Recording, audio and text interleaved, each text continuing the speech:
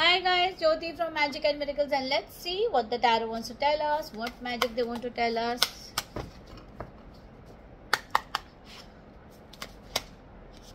Work hard so all things fall in place. Stop avoiding things, accept it. Stop, being like a cringy person. Kitch.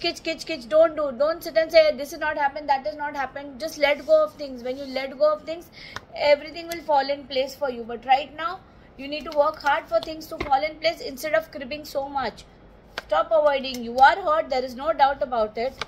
But trust me, you need to focus on work and money. When you focus on work and money, you will get the strength. And when you get the strength, everything falls in place for you.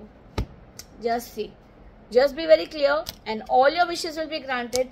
Everything is going to be in your platter. I just did a recording, same kind of a reading. You need to just let go and just focus on yourself. Bye. See you all.